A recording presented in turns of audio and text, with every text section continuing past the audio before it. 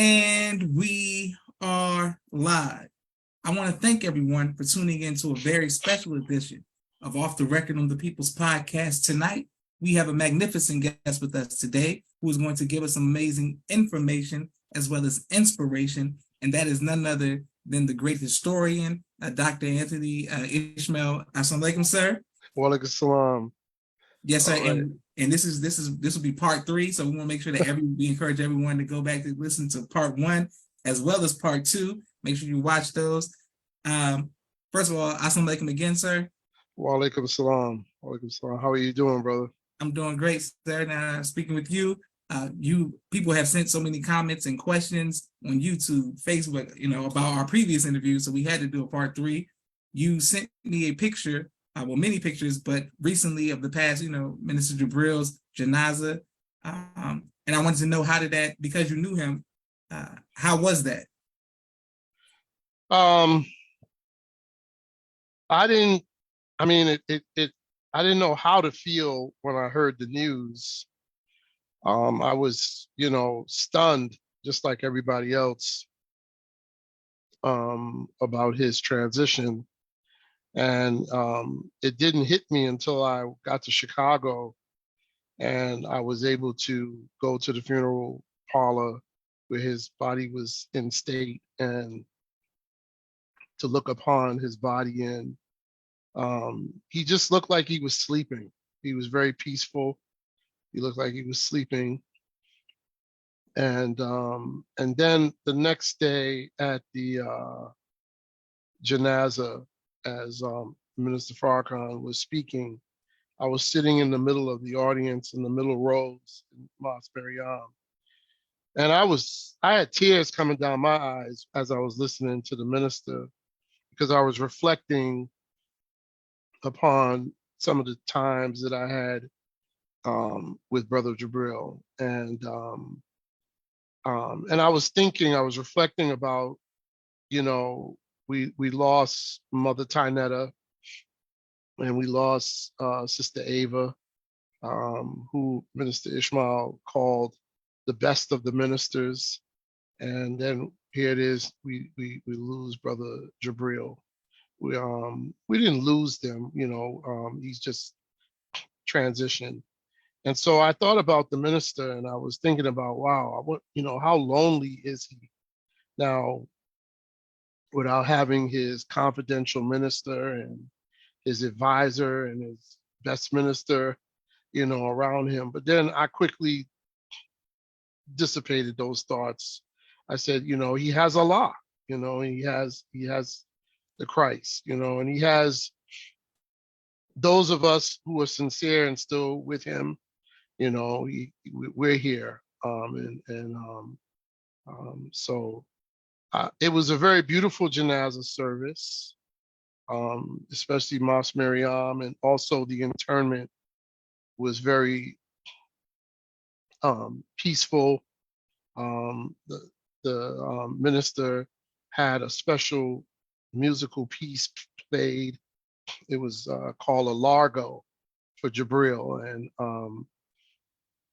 and many of the brothers and sisters who were part of Mosque 32 in the early days, in the 80s and the 90s and all throughout, was there to pay their respects. And I wasn't originally going to go. I wasn't supposed to go. I didn't have the funds to coordinate it, to go to Chicago and to go to Phoenix. But one of the brothers in New York, who also was very inspired by Brother Jabril, called me up and said, so he called me up while I was in Chicago and said, so what are you doing? I said, well, I'm getting ready to get on the flight to come back to Maryland. He says, you're not going to the internment? I said, no, brother, I'm not going to the internment. I don't have any funds to, if I had known, I would have went from Chicago straight to Phoenix and just stayed, but I didn't do that. And he says, no, brother, you got to go. So, find out how much the ticket is and you're going. and he paid for the ticket. I picked it up and I was in Phoenix. Mm. So I knew that this was, divine, man. I mean, for me to have this opportunity to go and pay and pray behind his body was a blessing. And also it was a blessing to see all of the brothers and sisters who were a part of my life and who helped to mentor me and looked after me. And, as a young college student coming up in Arizona, Brother Guy and, Brother Ray, Brother Bobby, and, and countless others, Sister Vinci, Brother Allen, many of those individuals who were there with Jabril in those early days, Brother Rod, ex Ambrose, who I talked about before. So it was very beautiful. It was a very beautiful janaza and internment. Beautiful. Praise be to Allah. Yes, sir. And because we were speaking about Mr. Jabril before the transition, and you gave so much great insight and things of that nature, how have people responded to you of the fact that you were uplifting his name, before this and giving us great history about the study guides and things of that nature? How's the response been? Well, yeah, I had no idea, when you and I did the podcast that was prior to his transition, I had no idea what was going on in Phoenix with him. And, all I could say, brothers, that was a lot, because again, I didn't have any idea, but I've gotten a lot of, good feedback from people because, that's my brother and I was going to defend him, and I know that there were critics of him, people who did not like him, and people who said derogatory things about him, and some of it was based off of, I guess I told you with the Honorable Elijah Muhammad was trying to protect him and us. So he kind of poured some dirt over him to keep him away from us because he knew a lot. He knew too much, right? He knew up until the day when the messenger was going to depart, and he knew who was going to come in and take the nation down, right? So, that was incredible to have that type of insight and foresight. And then there were others who were just envious of Brother Jabril, and they would say derogatory things throughout. I've heard things like you're a Jabrilite and things of that nature. And so I said what I said. I don't have a position or a title or not politicking with anybody. So, I said what I had to say. You brothers and sisters out there who feel like that, you really need to check yourself. Because as you heard the minister say, Brother Jabril was an angel. And now that he said these things about Brother Jabril, people are going, well, I didn't mean that. I didn't mean that. I didn't mean it like that. So again, there's hypocrisy. There's hypocrisy and stuff. Brother Jabril told me a long time ago. He says, "You either gonna love me or you hate me. There's no in between. You love me or you don't like me. Because he's just cut. He's just gonna get right to the nitty gritty. He loved the mission that he was given. He was tunnel vision about that. From the time he woke up in the morning at 5:00 to say prayers until he went to bed at 9 when you couldn't even speak to him at a certain time at night because he would be so tired, because he would go to bed early, but he would wake up early. And, he would want to meet at the coffee shop early in the morning, and he would have a stack of newspapers from all the different news agencies, New York Times, the Herald Tribune and Arizona Gazette, Arizona Republic, all of these different Chicago Defender, all the different periodicals. You go to the newsstand, and one day I asked him, I said, "Why do you read all of those papers? Do you really read all of those papers?" He said, "Yes, brother, I do." Mm. And he got me into doing that. Into buying newspapers and magazines and periodicals and then he took it one step further. He would say, in that article that you read, what do you see? What scriptures can you relate to it?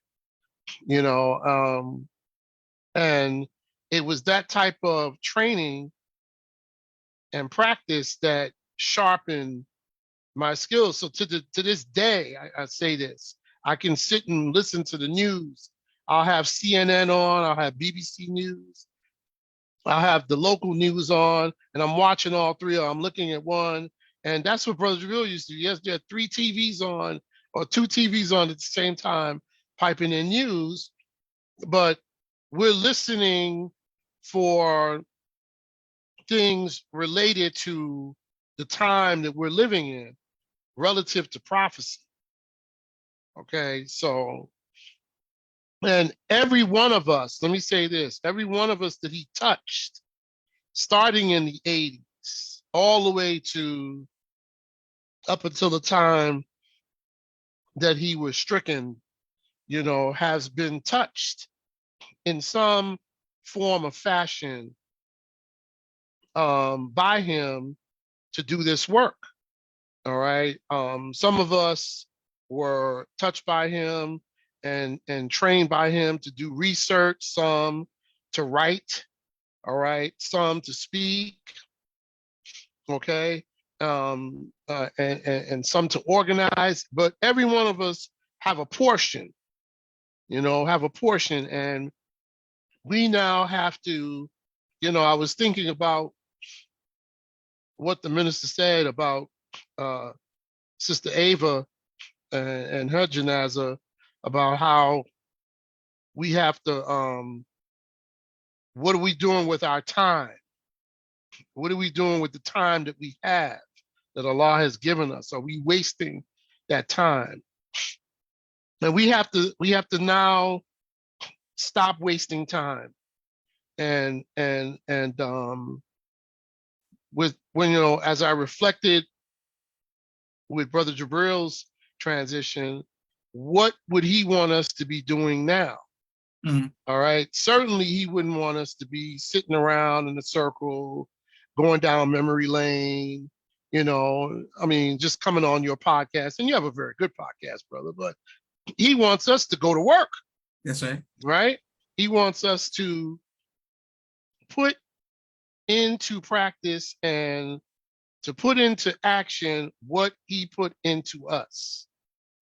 And I heard the one sister, Dr. Imam Ali, how he trained her in his, in the writing style, and how she eventually began to start writing like him. Well, all of us have been touched in some form of fashion by Brother Jabril in that way. And we now have to put this to work. All right. Yes, and we have to put this to work in defense of our minister. All right. So we can't sit by. It's nice to talk about the old days and everything, but we got to now create new memories, and we have to now move forward. That's what Brother Jabril would have wanted. He would want us to pay the number 2 poor, right? and get on the mission. Start writing and start speaking. And those who can't write and can't speak, then you just donate your money, or you donate your time. And if you can't do that, then your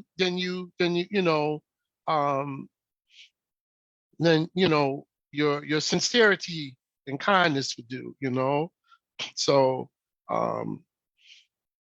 that's what we need to be doing now. We now, all of us, not just the ones that Brother Jabril worked with directly in Phoenix, all right, number 32, but anybody around the nation that he touched, we now need to look at his body of work, study it, and internalize it, and now get ready to use it to defend um,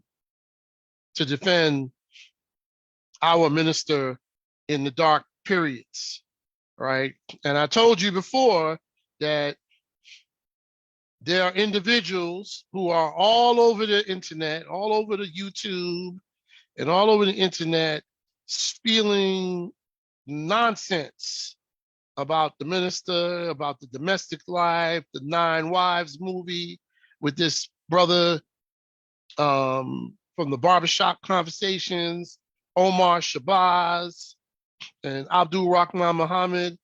All right. And, you know, we as followers of the Honorable Elijah Muhammad under the leadership of Minister Farrakhan, we have to be ready, as it says in 1 Peter 3:14, I believe, ready to defend and ready to defend what we believe. Yes, sir. All right. And, you know, because these individuals are running around, you know, talking about the messenger is a pedophile and the messenger is a nasty old man and all this kind of stuff. That needs to be responded to, but in the best manner, okay? So the brother don't have to have no fear for his life. Ain't nobody gonna touch you, brother, you know? But we can respond to you in the best manner, all right? Through our writings and through our speech. You know, and that's what we need to be doing because, you know, as things get darker, that's what we're going to have to do. We're going to have to do that. All right. We're going to have to defend and be able to do that. So Minister Jabril was very, he said this to me. He said, if you want to be a minister, brother, you got to learn how to write. You got to learn how to write, not just speak, but you got to learn how to write. Right. And so writing wasn't very strong suit of mine because a lot of times I speak like I write, right? Or write like I speak or whatever. But it's something that I want to develop. And he told me, well, go take a class in writing, you know, take a class on how to study, get a book on how to study. And these were the things that that he would implement and put into us. Over the course of years. And it's not just me. As I said again, it's many, many, many people that he blessed, and they all have a portion of his spirit that they will share and will use, and we will all come together and use it to strengthen our brethren and to uplift the nation. Praise be to Allah. Yes, sir. And thank you again, Dr. Anthony Ishmael, for your great research and your great testimony right now. Sister Naima sends a greeting. Sister Anita Rose, as well as Brother Kennard sends a greeting. Sister Shanquez says, yes, sir. Sister Miriam says, ASA family, walaikum salam. And Brother Mike says, all praise due to Allah. And thank you all who are watching all around the world. We can't wait to put this on YouTube.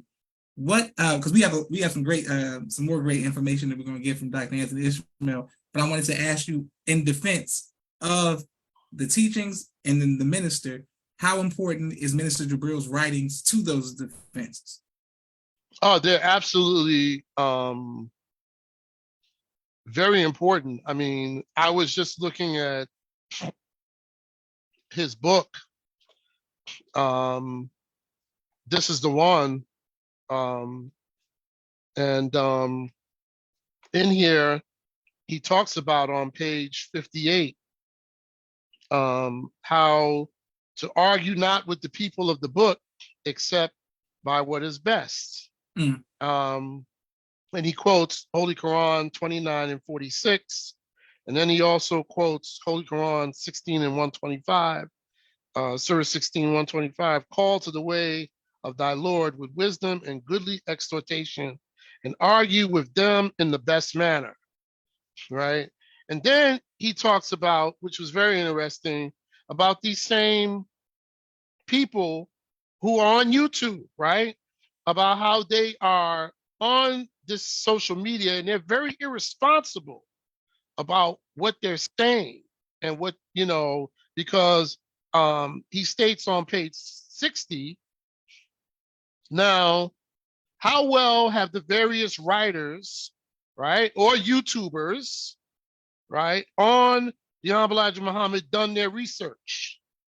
With what purpose did they approach their subject?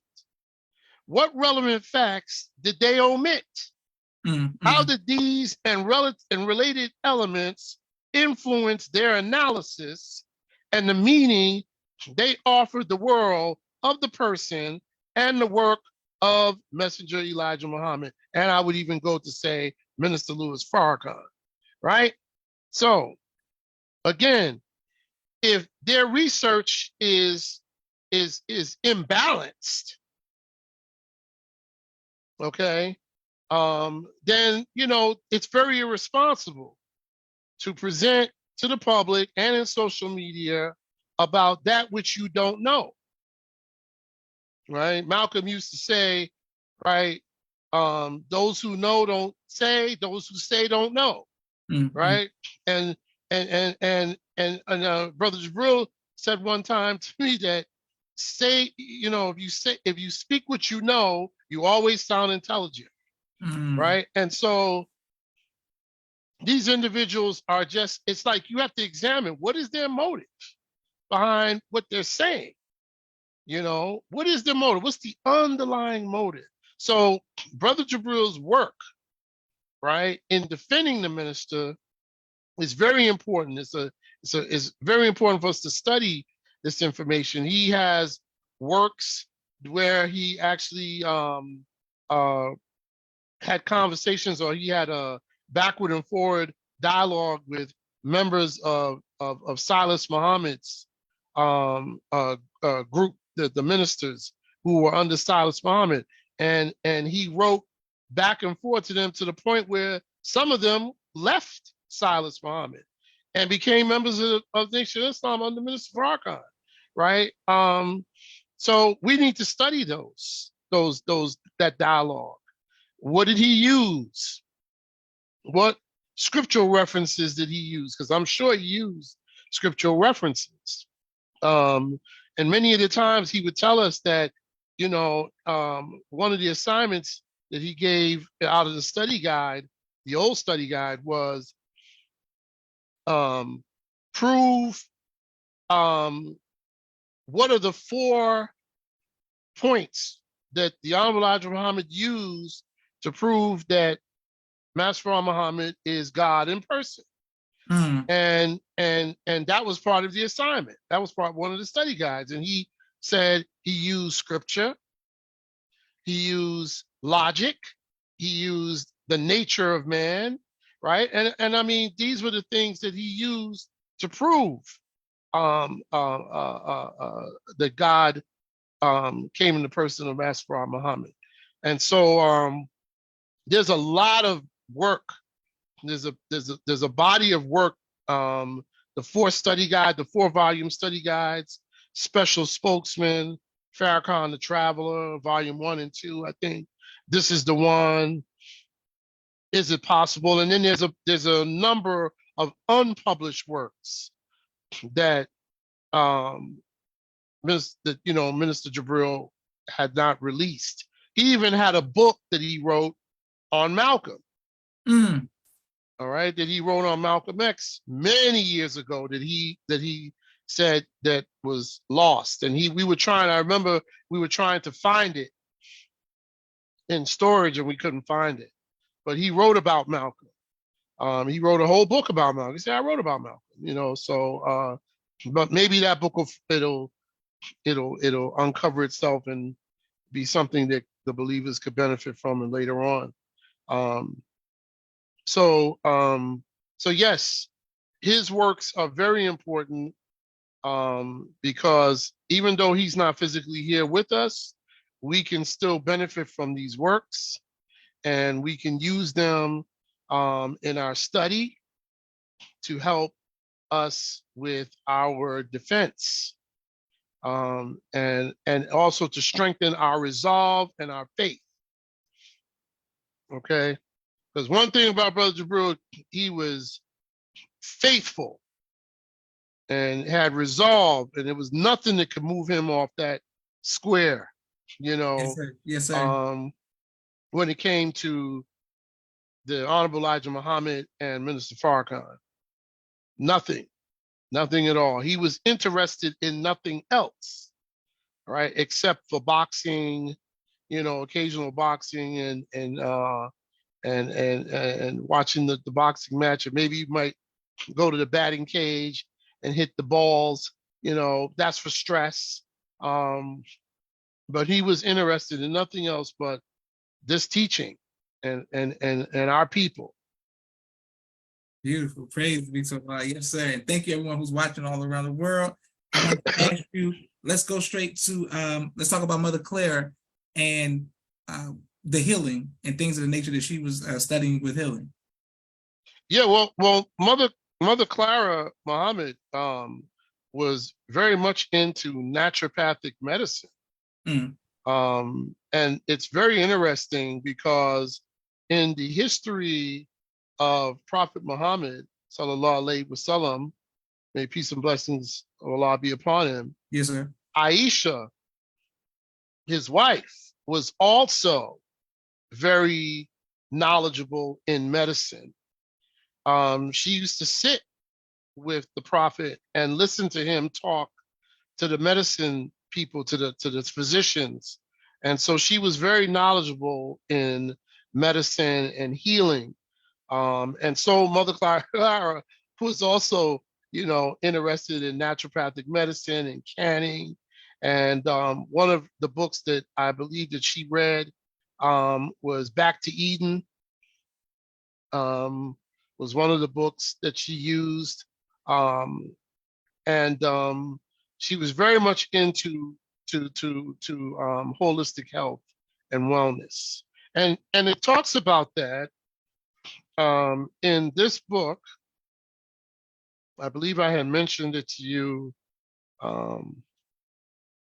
some time ago. It's the book Mother of the Nation, Clara Muhammad, wife of the Honorable Elijah Muhammad and mother of Imam W.D. Muhammad, by Dr. Zachariah Muhammad. She passed away recently.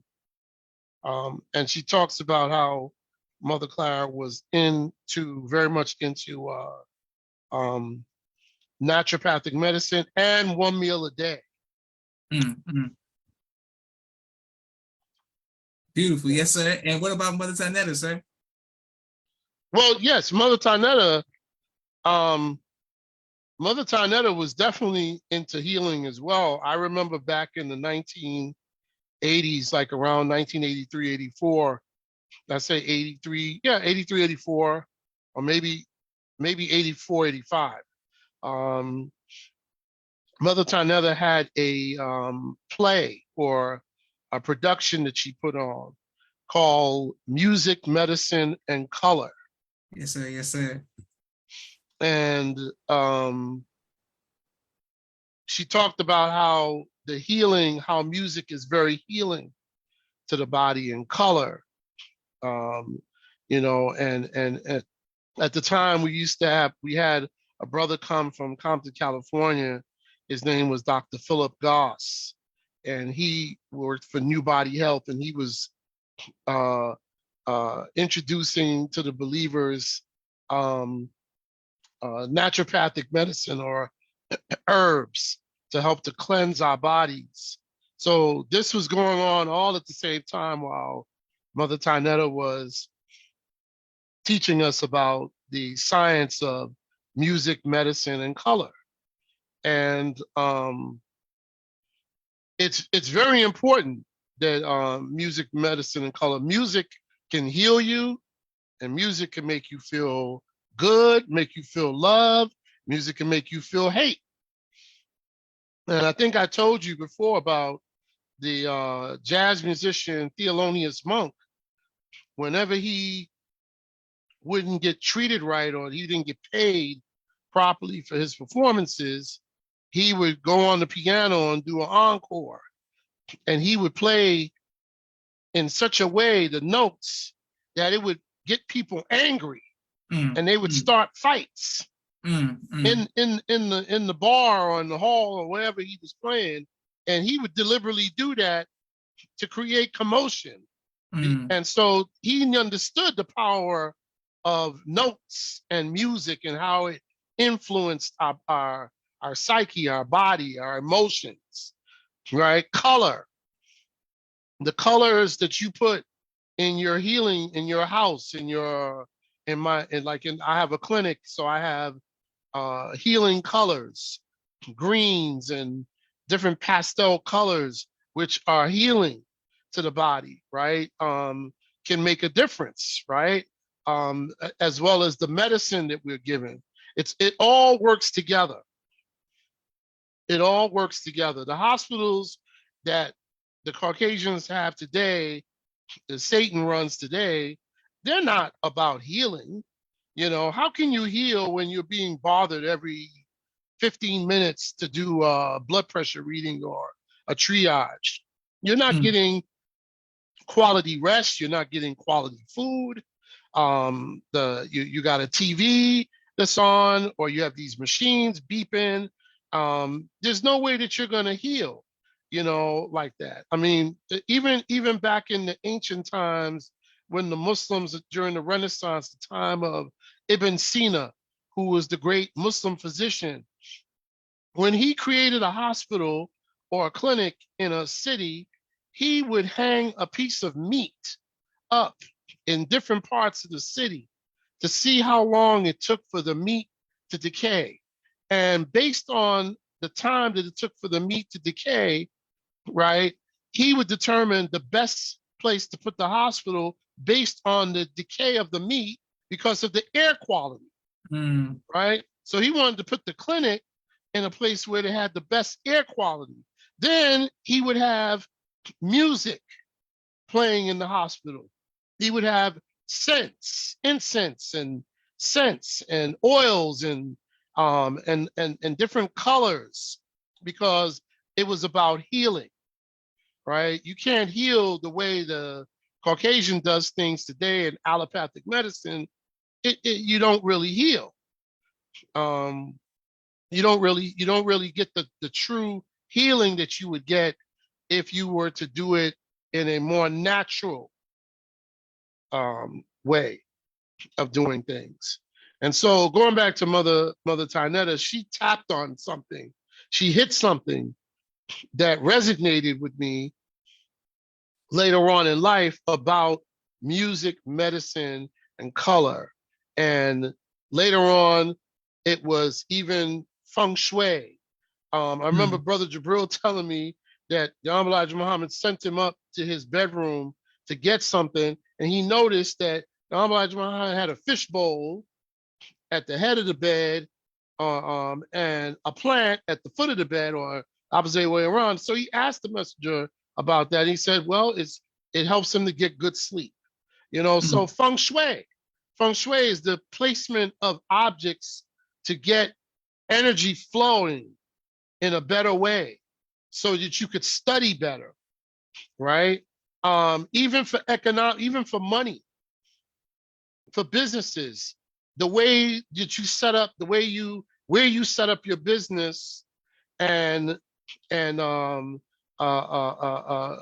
the business is set up can have an outcome in terms of the flow of income that comes into the business because of where you place your business. Yes, sir. Yes, So sir. Yes, sir. in Taiwan, no businesses in Taiwan go up without a feng shui analysis being taken place, because these corporations, they understand, right? They want good flow.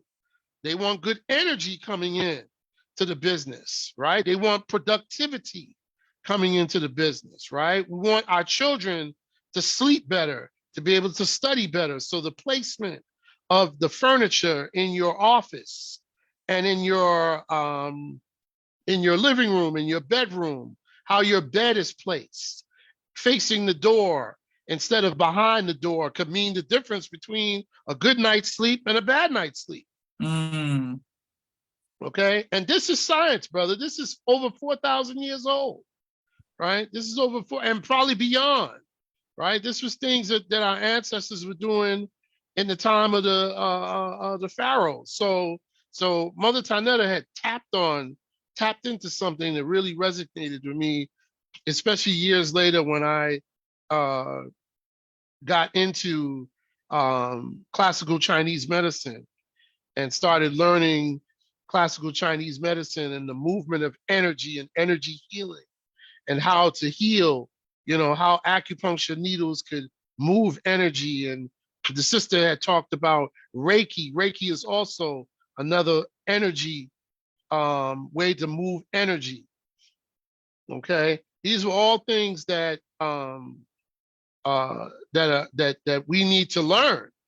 All right, we need to learn these things: a massage, Reiki, acupuncture, acupressure, naturopathic medicine, eating one meal a day, how to eat to live. All of these things are, are necessary.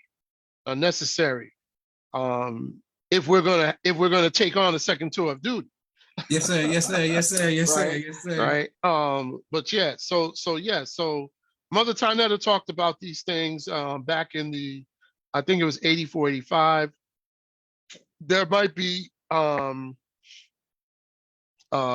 tapes or videos of that performance because it was done in Los Angeles, California, and it was also done at Savior's Day.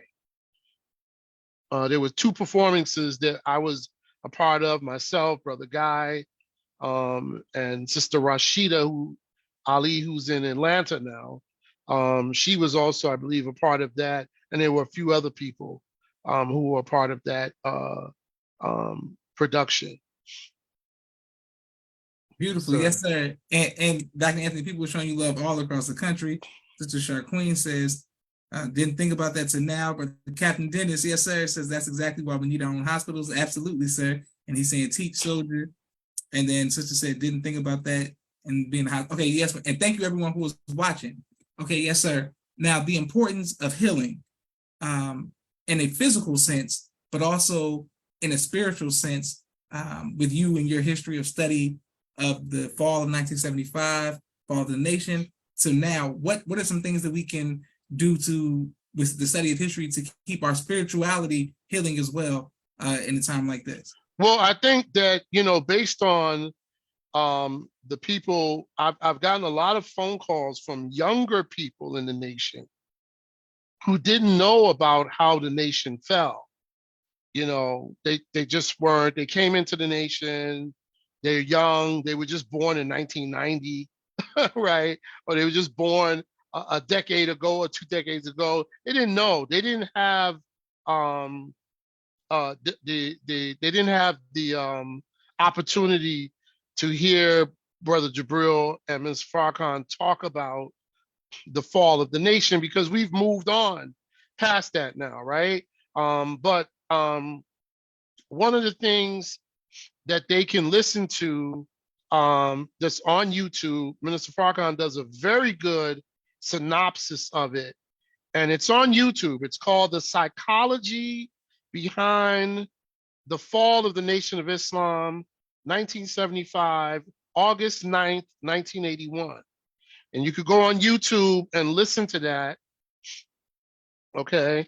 And Minister goes through, he goes through a really good synopsis of why the nation fell and his involvement in it. And, and I think it's important that we go back and understand that history, as we move forward.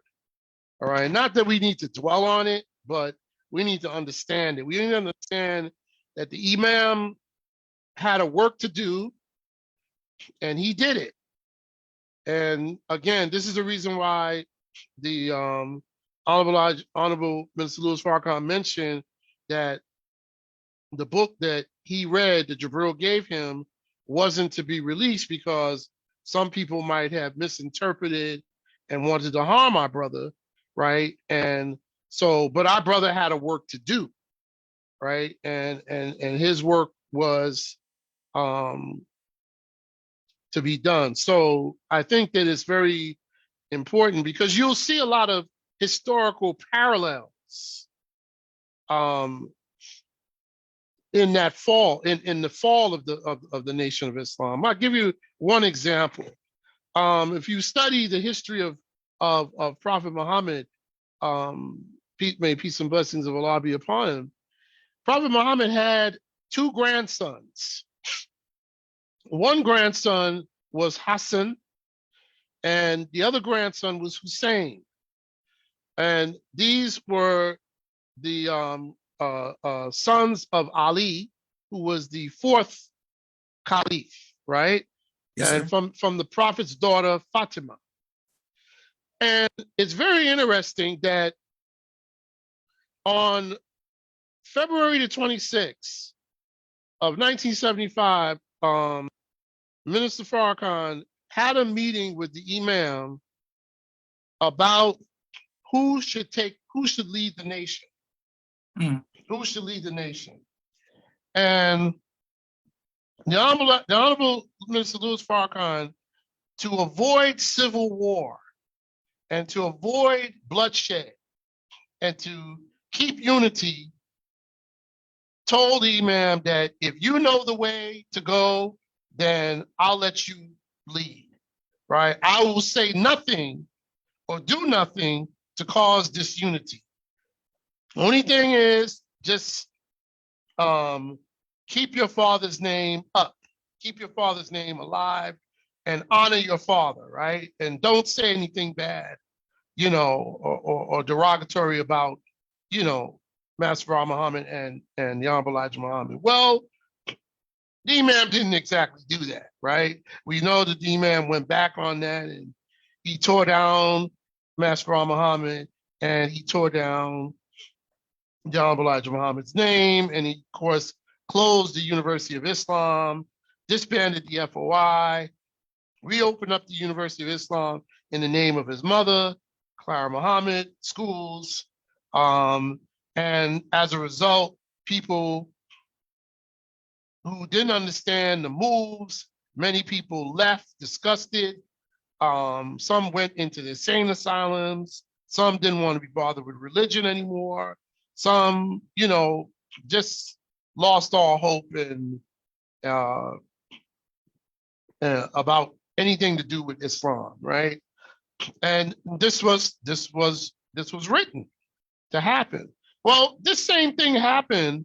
This is not an accident. This happened during the time of Imam Hassan, when Imam Hassan when his father passed away, Imam Ali, he became the fifth caliph. And but because Hassan had seen all of the civil war and strife and Muslims killing each other and companions against companions, he decided that he would give up the caliphship to Muawiyah, who was the governor in Syria.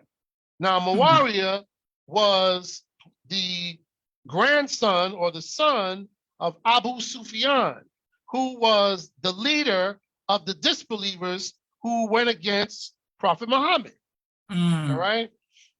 And that's why it's important for us to study the history, especially the Sirah of the Prophet Muhammad.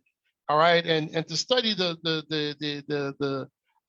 books. Brother Jabril used to walk around with commentary by Muhammad Allah Maududi, and this was a commentary, probably one of the best commentaries on the Holy Quran, because it not only does commentary on the Quran, but also gives you references to the Bible, biblical references.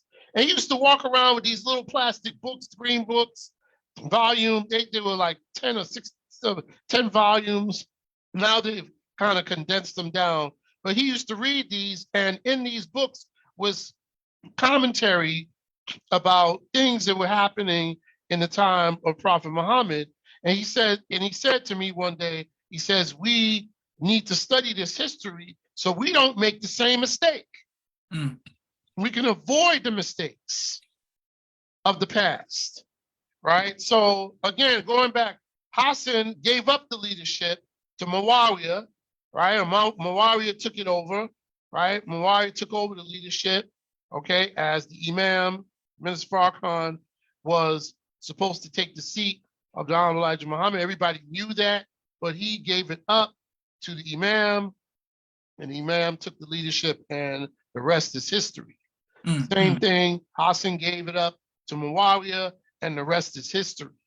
Right? Muawiyah's son, Yazid, had a vendetta against the family of Muhammad and basically tried to exterminate the family of Muhammad. But remember, where the root of it is that, remember, his grandfather was who? Abu Sufyan.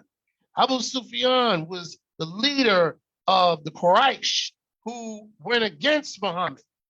And Prophet Muhammad, when he took over Mecca, instead of slaughtering the hypocrites, he forgave the hypocrites.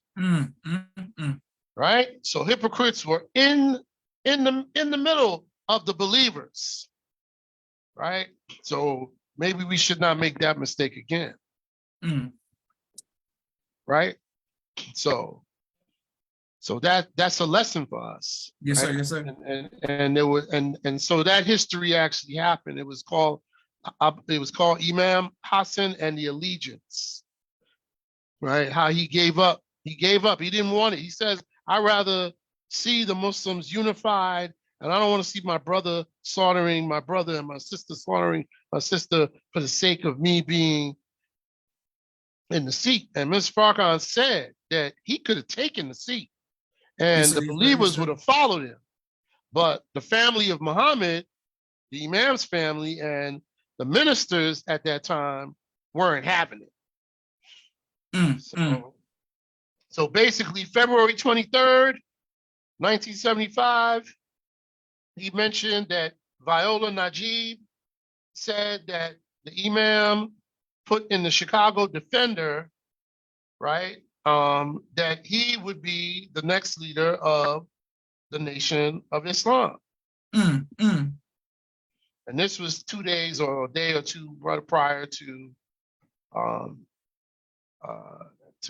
Savior's Day. So that's a history that we should study. So it's a history to study, but not to dwell on, but study it. Yes, sir. Yes, sir. Right? Because the history of all our studies is what? Best qualified to reward our research. That's right. That's right. right. So past, present, and future tense. You need to understand it. So we can make the proper moves. Right? The lessons are history. Right? Past, present, and future. So we can make the proper moves. Right? We don't want to, so alhamdulillah. Yes, sir. Yes, sir. And thank you all for watching all across the world. Can't wait to put this on YouTube. We have a quick 60-second commercial break for all of the sponsors of the People's Podcast. We thank you for every like, share, and subscription. If you like to make a donation, please cash app $the People's Podcast. 1 second, we're coming right back to our brother, Dr. Anthony Ishmael, who continues to give us a phenomenal history. Please go back and watch part 1 and part 2 of his interviews. And this become a series, so everybody get your pen and paper ready. We're doing some great research for those of us who enjoy history like I do. Camera and a drone. He does television and film editing. Please reach out to him if you need any of those services. Sister Miriam's ABC I Love Me, children's book and coloring book, and now Spanish book. All 3 available on Amazon.com. Sister Naima's Stay on Point Dance Academy, LLC. She teaches ballet virtually to young girls all across the country, right here in the studios of Atlanta, Georgia. Brother Kenneth's Bow Tie Maker Extraordinaire. He'll ship you bow ties anywhere across the nation. Dr. Henry Carter's King Henry Turkey Legs, right here in Atlanta, Georgia. Brother Rashad Muhammad's COVID-19 Disinfected Cleaning Services out of Chicago. Student Minister Sharif Muhammad's book, A Soldier in the Movement of Christ, available on adulsharif.com. And lastly, Brother Joshua Muhammad's book, Cleopatra, as well as No Father, No Excuse, both available on Amazon. If you would like to donate or Thank you very much. camera and a drone. Thank you very much. Also, we have Sister Helen's book exclusively for you, Black man, the Black Man's Sacred Book of Poet. This is a book of poetry and spoken word. HRSPATROL42@gmail.com if you'd like to order your book exclusively for you, Black man. And lastly, we have Sister Sherry Muhammad, one second, with Asiatic Minds. If you would like to enroll your child into a school virtually all across the country, you can learn STEM from, she teaches young kings and queens, and it's a phenomenal school. Please enroll your child in Asiatic Minds, and you can do so at asiaticminds.com. Right back to our brother, Dr. Anthony. Yes, sir. Now, speaking of books that, on my sponsorship that I wrote, will you ever write books, sir? Yes, I'm in the process of writing a book on health and wellness. I'm working on that now, and inshallah, I would like to also write a book about my life in the nation, and also about the mentorship that I received from Brother Jabril, Sister Ava, Mother Tynetta, Brother Yusuf Shah, all of these individuals that I had the opportunity to meet and be around and sit with. Definitely want to put that down on paper for people to have and be able to read. It's important. I like books. I'm not into Kindles and things like that. And so I like to read different books. In fact, one book I'm reading now is by this sister, Lanice Muhammad. My Journey Through the Nation of Islam. And she's a follower of the community of Warrith Muhammad.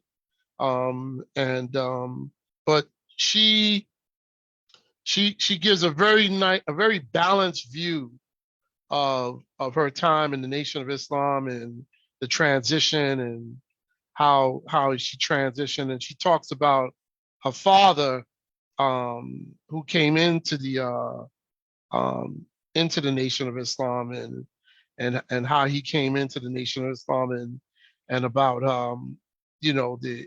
about the FOI, the way she talks about him coming in to the FOI was just really, really beautiful. It was touching, and so she's now a follower. She's still a follower of the Imam, but she never forgot her roots, and so she talks very beautifully. I got this book. I saw it online, and I said I wanted to read this book, to hear her perspective, because it's very, very important for us to have a balanced view. So, like one of the things, I'll just share this part with you. She said that her father, when she came in, what he heard appealed to him because it made sense, but what he saw appealed to him even more. He saw the FOI, Black men in uniform or uniformly neatly dressed. He saw what he considered to be true Black manhood. He saw Black brotherhood.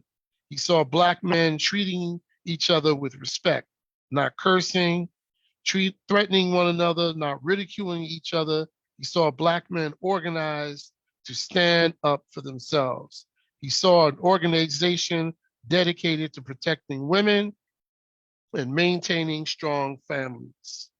And that was her perspective of the FOI, you know. Beautiful. And so many of the believers, many of the followers of the Imam that I know and I talk to, they have nothing but good things to say about their time in the Nation of Islam and being in the FOI. And sometimes you can even, you know, sometimes you can even hear some remorse for how things went, you know, how it went, seemed like maybe it went a little too fast and maybe certain things should not have been given up, right away, like the University of Islam and the FOI and the MGT and those things should not have been cast away. But of course, we understand why that was done from the history. Yes, sir. We understand why it was done because that was the work that the Imam had to do. But and so I believe that in the future, our two communities will come together and merge eventually. You know, I don't know how that's going to look, how that's going to all pan out, but I believe that we will come together. They are brothers and sisters. They are, you know, they are elders. They suffered. They did a magnificent work. That's right. Right? Those brothers and sisters, and those brothers who were in the first resurrection, they did a magnificent work. And so we should, you know, if it wasn't for them, we wouldn't be reading Quran and How to Eat to Live and Mess to the Black Man and all of these things that we have. So we have to give them thanks and praise for the work that they did and for the suffering and the sacrifices that they made. And we can't forget them for that and be arrogant and think that, you know, just because we're here today, we're here today because of them. Okay? We're here today because of them. We're standing on their shoulders.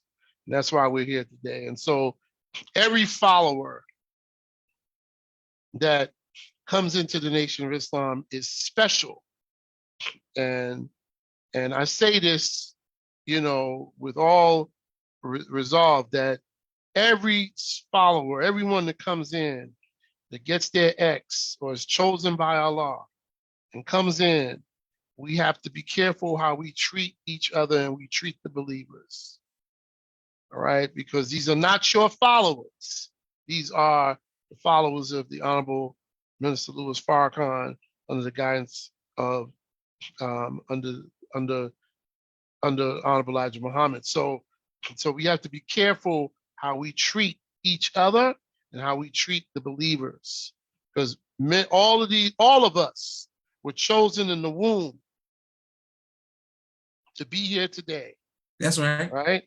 Right. So let's be careful how we treat one another and be patient with one another, because some of us are carrying a little bit of baggage and we have to be patient. Beautiful. Yes, sir. You teach it, Dr. Anthony. Yes, sir. And people will bear witness all across the country saying all praises to Allah. And I'm all about the unity. So if you know any guest suggestions, please let me know from the who follow the Imam. Let's make sure we want to interview them as well. Yeah, there's quite a few that, you know, whether or not they want to come on the show is one thing, but I mean, I'll definitely ask you know, that may want to come on and share their perspective of how the transition went and the fall and you know where they are today with it. I mean, I have many friends in that community and in all walks of life, you know. And as I said again, you know, even Imam Siraj Wahaj, who was a big Imam in the Orthodox Muslim community, said on the corner of Fulton Street and Nostrand Avenue that, hey, I have never experienced the kind of brotherhood that I experienced in the FOI. Right? And he said, I've been a Sunni Muslim Imam for over 25 years, and I've never experienced that kind of brotherhood like I experienced when I was a member of the FOI. And, he said that to me and to Louis Omar or Louis 6X, but currently, now Louis Omar, who passed away, may Allah be pleased with him, who was the minister of Mosque 7C in Brooklyn prior to 1975, and then later became the minister of Muhammad's Mosque number 6 on Islamic Way in Baltimore, Maryland. So, which is now a masjid. So, yes. So I strongly believe that deep down in their souls, they have realized that even though they have been exposed to Orthodox Islam, they realize that the Orthodox Islamic world is not the way for us to follow, and is not going to liberate us, and is not going to, and that was for the Imam to do.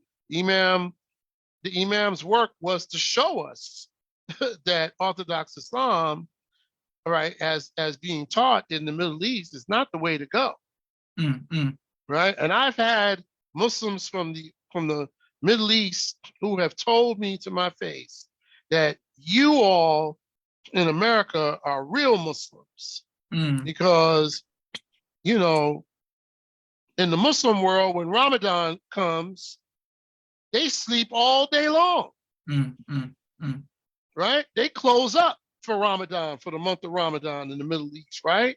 And they sleep all day long. And then when it's time for Maghrib, right, to break the fast, everybody opens up the shop and the food stores open up, and they eat from Maghrib all the way until sun up, right?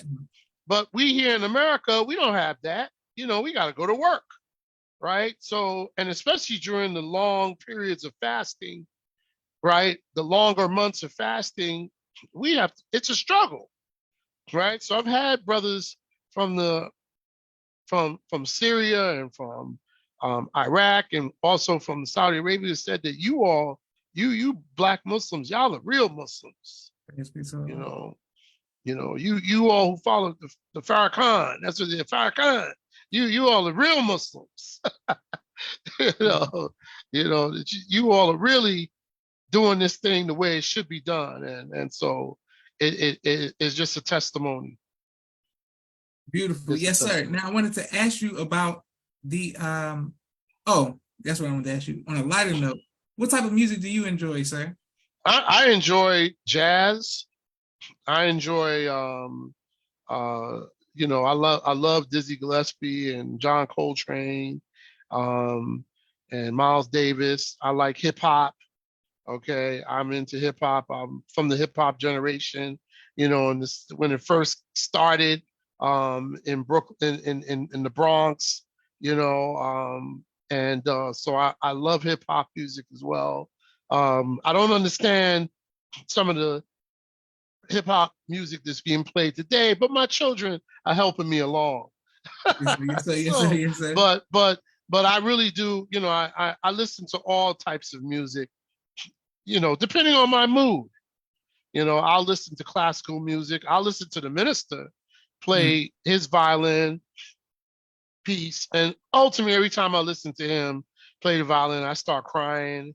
I start going into this mood, where I just, it's just, it's very healing, it's very healing. So I listen to all different types of music. I go to art museums with my daughter. Okay.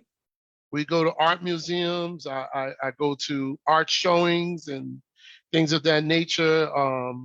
As I told you before, my wife and I, we try to do a date night every week or every month, or we try to go out and do something fun together. And I try to do something, with my children, because they're getting older.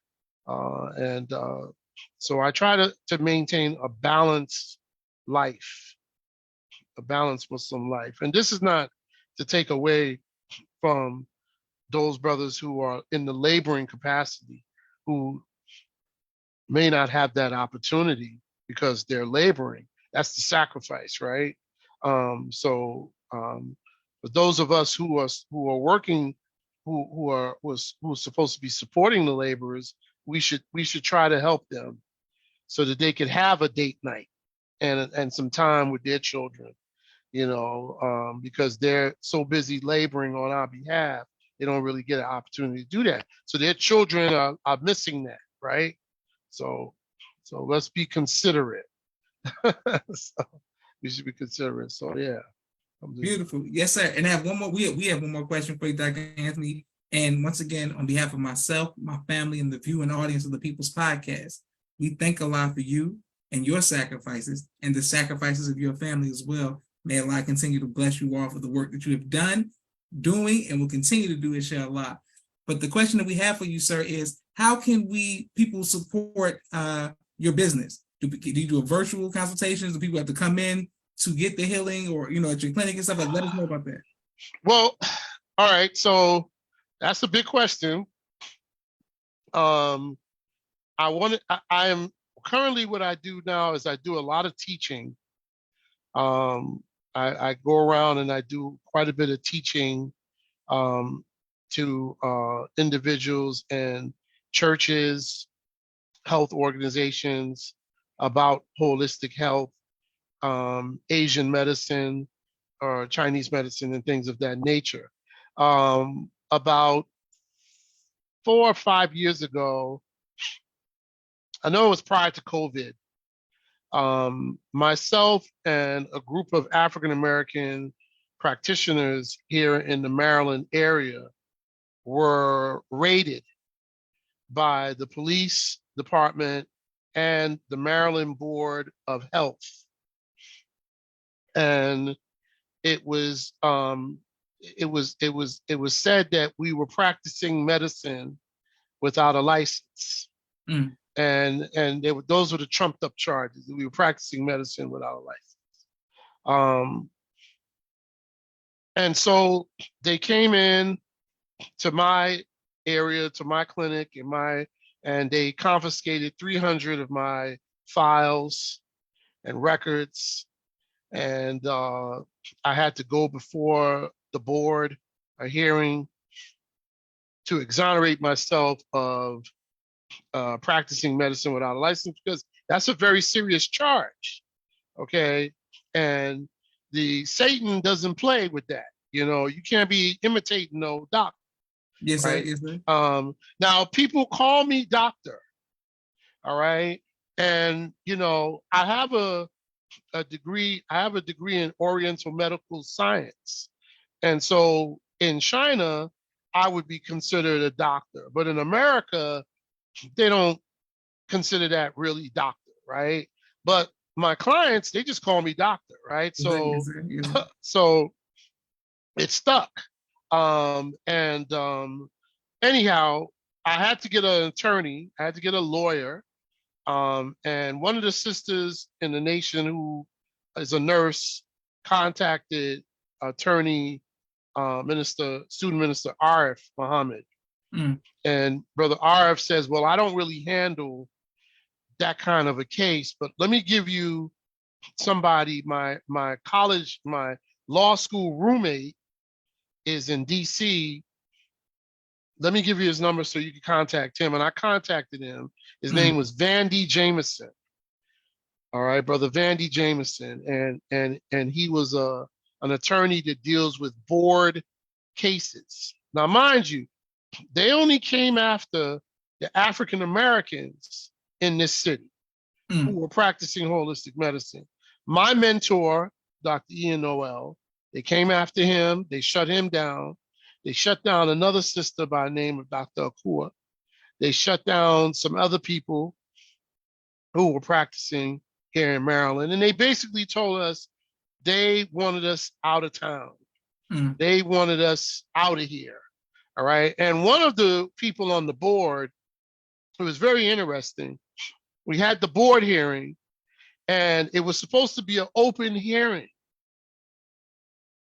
And they ended up making it a closed hearing. So none of my supporters who were outside were able to come in. They kept changing my caseworker, the person who was handling my case for the prosecution. They kept changing it because his phone kept getting flooded and his emails kept getting flooded. So he kept changing them around from person to person to throw me off. Anyhow, they basically, one of the members of the board told us in private and confidence, and he was a Jew, and he was the one that wore the curls, the Pesach. That's what you said. And he basically told us, he said just like this. He said, Dr. Ishmael, Dr. Murray, Dr. Muhammad, you were able to win the first case on practicing medicine without a license. And you got exonerated from that. Congratulations. You were able to win the second hearing on practicing dietitian or nutrition without a license, because you have to be a dietitian in order to talk about food and things of that nature. Believe me, yeah, this is for real. Mm. But we're going to get you on practicing naturopathic medicine without a license. And because you didn't go to the schools that are designated by the board for Maryland, you are illegal. You're practicing illegally in the state. Mm. And then he paused and he says, let me ask you a question. Where are you from? I said, I'm originally from New York. He says, well, maybe you should go back there. He says, you go to New York because you won't have any problem practicing in New York. You won't have any problem practicing in Philadelphia or Delaware or Virginia or DC, but get out of Maryland because, who runs Maryland? He basically said, who runs Maryland? I said, I don't know. He said, who? I said, who runs Maryland? He says, Johns Hopkins, University of Maryland, man. Come on. You got to get out of Dodge. He says, and then he told me this. He says, unfortunately for you, this would have never happened to my people. This is a Jew now saying this. This would have never happened to my people. He says, by the way, my wife practices holistic medicine. And she has her place up on Ricetown Road called Floetic. Do you know of it? I said, yes, I know of it. I said, I know your wife. Your wife wanted me to come and open up a space in her clinic. He says, yeah, so he says, they would have never come after us like that, but, your people don't support you like the way they should support you, So it was a kangaroo court, brother. The Board of Maryland and many of these boards are kangaroo courts. They basically did not want to hear the legality of the law. They didn't even want to hear about grandfathering us in because we had practiced long before they changed the law in March of 2016. We were already practicing. And so this is the case all over the country. Maryland is a red state, and there's certain states that are considered red states, and they are trying to take away your rights to determine what type of medicine you can utilize. Okay? So I don't have anything against allopathic medicine. Okay? They came after Dr. Aleem as well. I know they did that to him as well. But I don't have a problem with, and he's a doctor, right? He's a medical doctor, surgeon, and they still came after him, right? So I don't have a problem with allopathic medicine. If you get shot or if you fall off of a building, don't come to see me, right? Go to shock trauma. So allopathic medicine in terms of shock trauma has its place. You get shot, you get stabbed, you fall off a building, you get hit by a car, go to shock trauma. Don't go to the naturopath. Okay, but for preventative medicine, preventative care, right? That's when you should come to see a naturopathic or holistic practitioner, right? And all females, all the mothers, the believers, the women should study holistic medicine, right? Because your kitchens are the healing for us, right? The kitchen is the healing laboratory, Teacher. right? And the way and the food that we eat, you know, and how it's prepared, you know, and it's true. Brother Jabril used to say this to me all the time. He said, don't eat bean soup from a sister who is angry and mad because it could poison you, right? And he's right. He's right. Don't eat food from somebody. You don't know what kind of food you get. And, you know, if the person is angry and they're putting their spirit into that food, it could be poison, right? So we have to be careful. So the kitchen is the healing laboratory. The food that we eat could be the difference between healing or not healing, right? It's the foundation, the food we eat, then the medicine, right? And then other things to enhance that, like the feng shui, you know, the placement of objects in our building and so on. But anyway, to wrap up, I don't want to hold you. They fined me $15,000, okay, which I have to pay. The other brother, my mentor who trained me, they fined him, I think, over $80,000. And, you know, and that's the story. I wrote the minister about it. I wrote the minister to tell him about it, and I sent them an email, and because people here in Phoenix, in Baltimore said I should write him and tell him, and I did. Didn't hear anything back, but that's okay. I mean, I dealt with it, but it was interesting, man. I had the police up in my clinic, brother. It was like you would have thought I was a drug lord, right? And I was just angry about it, but I maintained my cool. I cooperated, and I said to myself, "Wow, now I understand how it's gonna be." in the future, man. You know, what if you know when the authorities start rolling up on the Muslims, we gonna have to be ready. We have to be use wisdom, hikmah, right? So I use wisdom and hikmah. I didn't get nasty with them, and you know, and next thing you know, the cops left. They were like, "Oh man, ain't nothing for us to do here." They left. So the only people that was left was the board, right? And I basically got them to, you know, to calm down, and, you know, because they were tearing up my place, man, looking for stuff, looking for evidence, you know, and everything. And they apologized, and I had to go before, as I said before, an interview, and then I had to go before a hearing. And basically, it was a kangaroo court, brother. It was a kangaroo court. They already had decided that I was guilty. And so I wanted to speak, and my lawyer didn't want me to speak. My lawyer tapped me and said, "No, don't say nothing. Don't just take the fine and go." You know, and I said, "No, I must speak. I must say something." You know, and I said, "You all already have found me guilty without a fair trial, or without even having a naturopathic doctor here to my defense." I said, "Let me tell you how I feel." And there were Black people on this board. I said, "I feel, you want to know how I feel? I feel like a Black man in Birmingham, Alabama in the 1950s.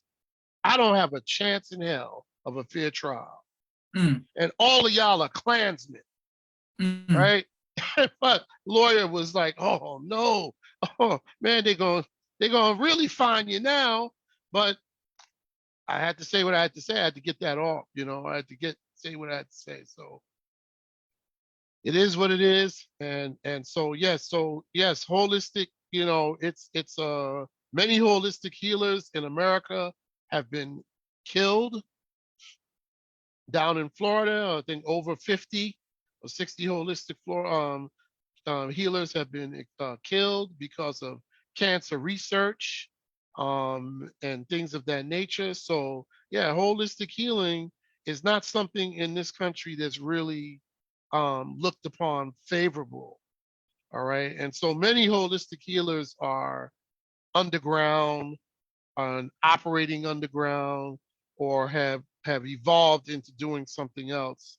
And like myself, I'm doing a lot of teaching. Now I'm writing, and that's how I'm kind of helping out. And there are places that I can go and actually practice, like DC, Virginia, New Jersey, New York, Delaware, Philadelphia, which is where I'm going to be in another month.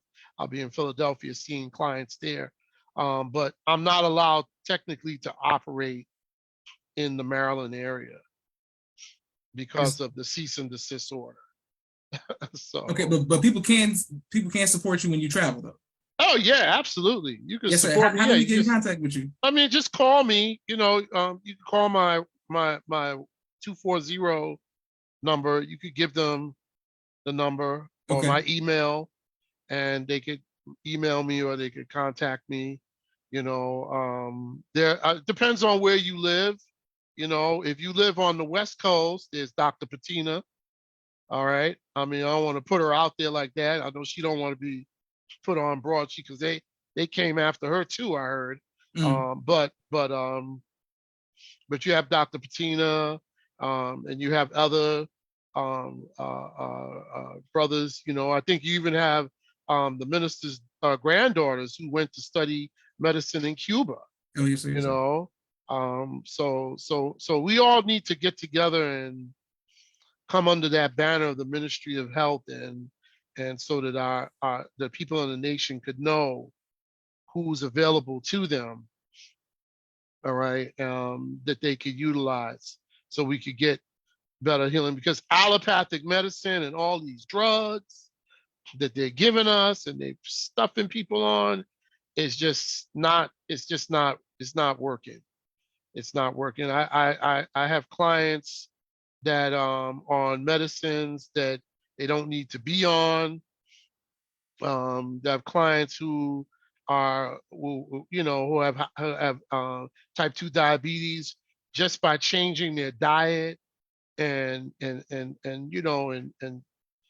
stop eating all the sugar and starch, and changing the time of the day that they're eating, and just going back to the root, going back to one meal a day, uh, has been able to bring the sugar numbers down, to the point where it's the A1C and their blood glucose numbers down to normal. So it's possible. It's not impossible. It's only impossible for those, and the doctors think it's impossible because they're not trained in food, right? They only get 1 hour and 30 minutes of nutrition training in 4 years of medical college. That's ridiculous, right? Food is the foundation, right? The number one question I ask all my clients: what is your diet? How many times a day do you eat? And I ask them that question, and I get all different answers: 1.5, 1.2, 2.5, 3, 6. You get all different answers, on it. And but definitely, I think all the sisters in the MGT should take a class in holistic healing, like Mother Clara. She studied the Back to Eden book, or they should study feng shui, because the placement of objects in the home could mean the difference of positive energy flowing in the home, and money flowing, economics and all of that, even businesses, the way you set up the business, how it faces a certain northeast corner, the difference between business shutting down or business staying open. Right? I remember there was a business across the street from the clinic I worked at in Baltimore that could never stay open. Mm. And I remember my mentor telling me, he says, you know why that business can't stay open? Because it has the way this building is facing it, it's splitting it down the middle. It's a shard, splitting down the middle. So that business is always gonna open and close, open and close. And sure enough, that's what would happen. Could never stay open. But there's things that you could do, there's feng shui things that you could do to reflect that negative energy off so that you could get an influx of people coming into your business, right? And so it's the same thing with your home, studying. You know, if you're having a hard time studying and your children are having a hard time studying material, maybe it's the flow of the room. Maybe it's the way the furniture is, the placement of the furniture. Maybe it's all this clutter that you have under the bed. Or maybe it's just all this clutter, period, Yes, right? sir. That's clogging their mind, right? You are a reflection, your room. Like I remember Brother Jabril saying, you know, your car is a reflection of your mind, brother. Your car is junky, brother. Clean up your car. You know, so there's a reflection. So you clean it up and now it feels different. Right? So mashallah, brother. Yes, That was sir. that. Excellent. We'll end on that. Yes, sir. And I want to make sure that we support you and show love to our brother, Dr. Anthony Ishmael, for all of his research and great work and his healing that he's doing to us on many levels, spiritual, starting with spiritual, but also for those who are dealing with, you know, in your actual field of medicine. Thank you. Some people are showing you love too. Brother said, "Go ahead, brother A. That's right. Real black man equals God. Teach. That's how you do it, bro. Thank you for this list. Thank you for this. Teach with all the exclamation marks, fire emojis, and finger snapping. Can't wait to put this on YouTube. Right. Yes, sir. And don't forget, also, the people can refer to another YouTube video where the minister speaks about the fall of the nation. It's Nation of Islam in 1975, November 13th. 1983, that's on YouTube as well, where the minister speaks about the fall. So those two should catch people up. All right, that could help them. You're hearing it right from his mouth. So mashallah, it's been a pleasure, an honor to be here. And you know, I want to close by just saying, you know, thank you again for inviting me to share this information. May Allah continue to bless you and your podcast. And may Allah continue to bless the Honorable Minister Louis Farrakhan, the family of Brother Jabril, his wife, Sister Bettina, and his children, and also the believers. Continue to bless you all. And remember, you all are the saviors and the messiahs, right? We talk about the Messiah, but you all are messiahs too, right? Minister wrote that in the meaning of FOI, that we are saviors, right? Brothers are supposed to be saviors, but we are at the 10,000. We are the 10,000. Yes, that we are the messiahs who are going to go after the 144,000, and 144,000 is going to go after the world. So we get all our people. So beautiful. Yes, sir. Right. Excellent. This is Joshua Leonard Muhammad signing off of the People's Podcast. Assalamu alaikum, Dr. Anthony Ishmael. Wa alaikum salam. And thank you all for watching. Alaikum.